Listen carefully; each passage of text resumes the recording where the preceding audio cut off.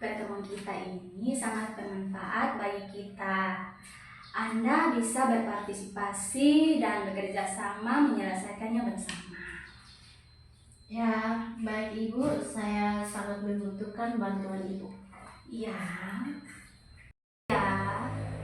baiklah, sebelumnya kita perlu memahami alur kerjasama kita. Saya sebagai konselor dan Anda sebagai konselor saya. Sebelum proses konseling, saya perlu Anda membuka hati dan perasaan Anda untuk saya bisa dapat memahami benar apa yang sebenarnya Anda rasakan yang ingin Anda selesaikan dalam proses konseling. Saya akan menjamin kerahasiaan dan percakapan kita dan berharap Anda dapat menemukan makna positif dari pertemuan konseling kita. Baik Ibu, saya dapat memahami beberapa hal yang Anda ingin diskusikan hari ini.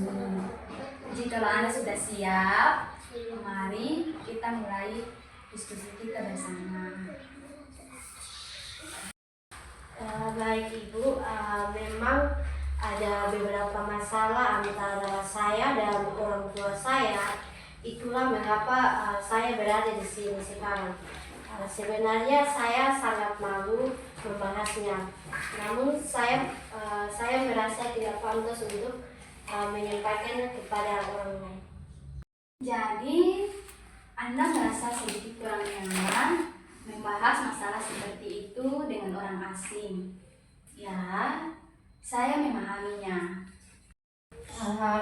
Betul Ibu, tapi saya memang kesulitan untuk mengatasi masalah saya ini secara sendiri. Ya, saya dapat memahami pemikiran Anda. Jika boleh begini, saya sebenarnya tidak ingin membahasnya bersama orang lain. Namun secara demikian saya memahami bahwa saya membutuhkan masukan dari sudut pandang orang lain. Baiklah, saya rasa memang di awal saya sudah menyatakan bahwa memang terasa sedikit kurang nyaman untuk berbagi rasa dengan orang asing, terutama masalah yang sangat pribadi seperti itu. Saya pun tak dapat memprediksi bagaimana perasaan Anda setelah itu. Setelah saya bertemu dengan orang yang kurang nyaman hingga perlahan mereka mulai membuka hati dan bercerita lebih santai. Semoga setelah beberapa waktu ini Anda akan lebih santai berada di ruangan ini. Baik, saya harus setuju dengan Ibu. Ya, bagus itu. Kita lihat saja nanti bagaimana ke depannya. Ya, saya belum pernah melakukan konseling sebelumnya, namun atas saran wali kelas saya, maka saya mengambil langkah ini. Ya, oke.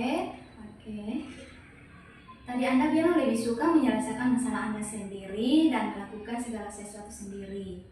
Saya rasa itu menjadi sudut pandang yang seimbang untuk Anda menyelesaikan masalah Anda secara mandiri dan dengan mendapatkan sudut pandang dari orang lain. Saya pikir itu menjadi banyak manfaat untuk Anda. Bagaimana menurut pendapat Anda?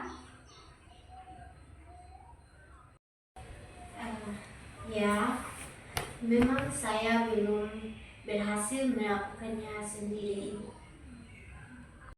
Kita coba saja. Ya, mungkin ini bisa memberi Anda pencerahan. Oke?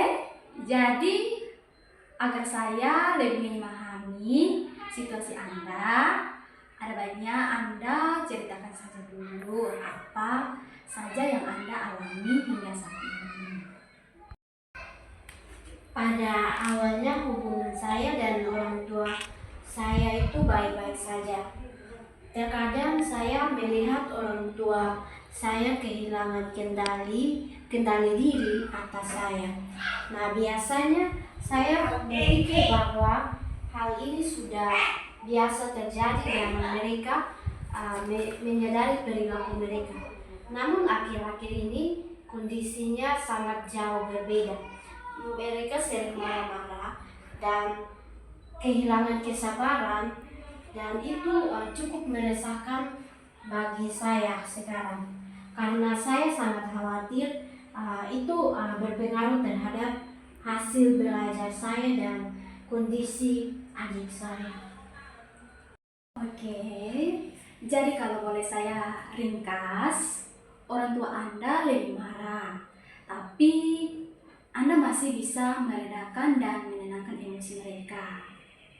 Tapi belakangan ini orang tua Anda menjadi lebih mudah tersinggung dan emosinya menjadi lebih meledak-ledak.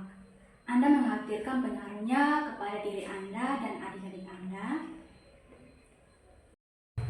Ya, saya baru kelas 2, saya belum tamat. Nah, hasil belajar saya sewaktu kelas 1 itu ya masih bisa saya terima meskipun tidak secemerlang sewaktu SMP dulu. Sedangkan adik saya masih SD dan ya akan sangat sulit nantinya jika dia dibesarkan dengan lingkungan yang kemudian. Ya, Anda sangat sayang terhadap adik Anda, sehingga Anda membayangkan kesulitan yang akan dialaminya kelak. Tetapi saat ini saya merasa bahwa semakin jauh hasrat dan nilai belajar tersebut. Jadi saya mulai khawatir akan pengaruhnya pada hasil belajar saya saat ini. Apalagi adik saya pun juga masih SD. Ya, jadi memang Anda khawatir terhadap hasil belajar Anda dan kondisi mental adik-adik Anda.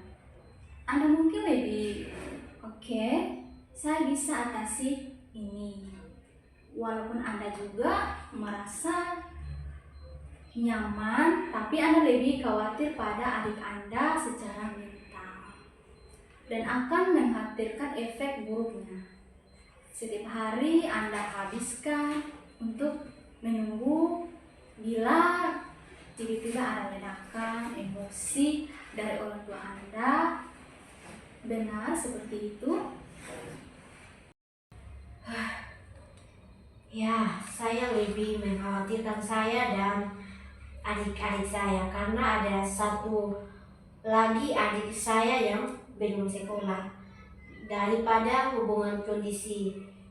kondisi hubungan kami dan orang tua kami. Oke, terus? Jadi penting bagi saya untuk melakukan apapun yang saya bisa, nah untuk menyatukan semuanya. Oke, ya. Bagi saya, semua itu untuk menyelamatkan mereka. Tapi perhatian besar saya pada adik saya yang belum sekolah, karena sebelumnya ada beberapa kejadian ketika dia berhadapan langsung dengan ledakan kemarahan dari bapak saya. Dan sejak itu, saya merasa sangat khawatir akan dirinya. Saya terkesan upaya Anda untuk memperhatikan adik-adik Anda dan ingin mengutamakan mereka berada di lingkungan yang stabil. Dan itu adalah kerja bagus Anda sebagai kakak mereka dalam menjaga mereka. Saya hanya ingin memastikan bahwa saya masih bisa berguna bagi mereka, adik-adik saya.